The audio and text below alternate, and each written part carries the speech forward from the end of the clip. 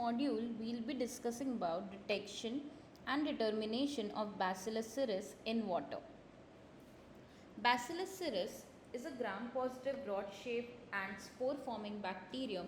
It has a high resilience to environmental stress, which allows it to survive in various conditions. It is ubiquitous in nature, commonly found in soil, water, and decaying organic matter. Its spore can contaminate food items, which makes it a prominent cause of foodborne illness. This bacterium is known for causing food poisoning due to the production of toxins. It is an emerging concern in food safety due to its ability to cause illness even at low contamination levels. Now, there are different sources of contamination. First, natural sources. Bacillus cereus is often found in aquatic environments like rivers, lakes, and reservoirs. The bacterium spore are highly resistant, allowing them to persist in water for extended periods. Human activities. Industrial activities, agricultural runoff containing organic matter, and improper wastewater disposal significantly contribute to the contamination of food and water. These activities can introduce spores and bacterial cells into the environment. Lastly, water treatment failures. Insufficient water filtration or incomplete disinfection procedures can leave behind bacterial spores. Contaminated water in turn becomes a vector for spreading Bacillus cereus to food and other materials. Now, what are the different health risks that can be caused because of consumption of contaminated food? Emetic syndrome and diarrheal syndrome. Emetic syndrome is the vomiting type and diarrheal syndrome is the diarrheal type. So, emetic syndrome. This form of food poisoning is characterized by nausea, vomiting, and abdominal cramps. It is caused by a heat-stable toxin called cereulide, which is resistant to digestion and cooking temperatures. The symptoms usually appear within 1 to 6 hours of consuming contaminated food. This then diarrheal syndrome. This type is linked to the production of enterotoxins which lead to diarrhea and abdominal pain. The symptoms manifest after 8 to 16 hours of ingestion. Unlike cereulide, these toxins are sensitive to heat and enzymes but can still cause illness if not properly controlled. These are the different methods for detection of Bacillus cereus in a contaminated sample. First is most probable number method, second is plate count techniques, and thirdly the confirmation techniques wherein we can perform gram staining and different biochemical tests which are specific for Bacillus cereus. So most probable number, this we have already discussed in the detection of coliforms. So this technique is used to estimate the concentration of viable bacteria in a sample by statistically analyzing the presence or absence of bacteria in a series of dilutions. It is a standard method for water and food testing. For plate count techniques, it involves culturing Bacillus cereus on selective media such as mannitol, egg yolk, polymyxin agar. So on this agar medium, the colonies typically appear pink-orange and are lecithinase positive, indicating the breakdown of lecithin. Lastly, the confirmation technique, that is gram staining. Gram positive bacteria retain the crystal violet stain appearing purple under a microscope. It helps in initial differentiation from other gram negative bacteria.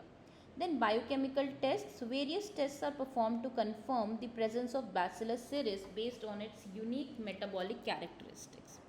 So this is the flow sheet for most probable number, in which MYP organisms are first of all grown in TSPB, that is tryptic soy polymyxin broth, and then they are plate out on MYP for and incubated for 18 to 24 hours at 30 degrees Celsius. And lastly, the confirmatory test wherein we check for the hemolysis. This is how the Bacillus cereus looks like when they are grown on MYP media. So This is pink lecithinase positive colonies, as you can see over here. So next, the last one, that is confirmation, the test for the confirmation of Bacillus cereus. So gram staining. So the entire procedure of gram staining you already know, but I'll just give a brief idea of it again. So first, primary stain is used, that is crystal violet. So all bacteria will be stained bluish or bluish purple. Then mordant grams iodine is used, which enhances the crystal violet staining by forming crystal violet iodine complex.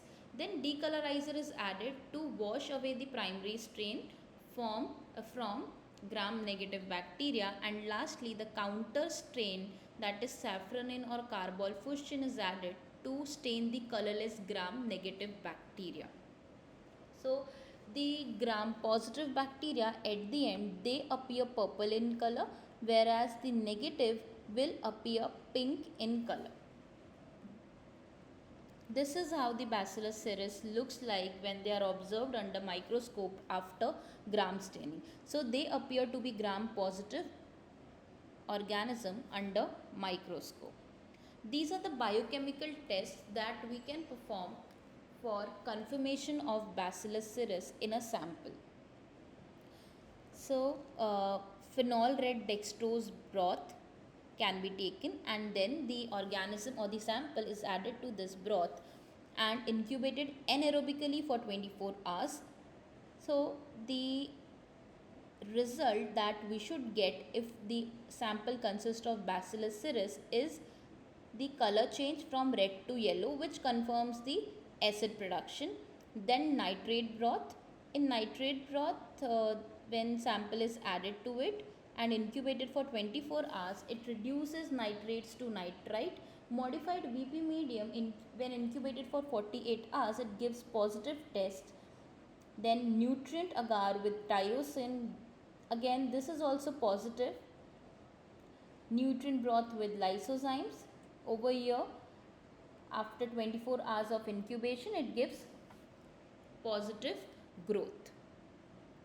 So this is how the gas production is given. So on over here, the hydrogen peroxide has been added to the plate itself. So this is how we can confirm that the Bacillus cereus is a catalase positive organism. So Bacillus cereus is catalase positive, which means it produces bubbles when hydrogen peroxide is added, indicating the breakdown of hydrogen peroxide into water and oxygen. Then next is nitrate reduction test. So this is the nitrate reduction test. This test detects the bacterium's ability to reduce nitrate to nitrite or other nitrogenous compounds. Then we have citrate test. So citrate test determines if the bacterium can utilize citrate as its sole carbon source. Then VP test. So it is used to detect the production of acetone, which is a precursor in the fermentation pathway. And lastly, gelatin hydrolysis test, which checks for the bacterium's ability to produce gelatinase, an enzyme that breaks down gelatin into smaller peptides. Now, when they are grown on selective media, Bacillus cereus, like we discussed, they appear pink or orange due to the pH change and are lecithinase positive, forming clear zones around the colonies. This is a key characteristic for identification. And secondly, the microscopic visualization through gram staining shows large rod-shaped purple colored bacterial cells, confirming the gram positive nature. Now, what are the application and significance of testing? So first is food safety and then water quality monitoring. Food safety, due to its widespread presence in various food items like rice, dairy products and meats, regular testing for Bacillus cereus is crucial for food safety. Understanding the contamination pathway helps in the development of prevention strategies. And secondly, water quality monitoring. Since the bacterium is found in aquatic environments, its presence can indicate poor water quality or contamination due to human activities. Monitoring water bodies and ensuring effective water treatment processes are essential to reduce contamination risk. These are the references. So site sources such as FSSAI and FDA guidelines that provided detailed methods and standards for microbiological testing of Bacillus cereus. Okay. Thank you.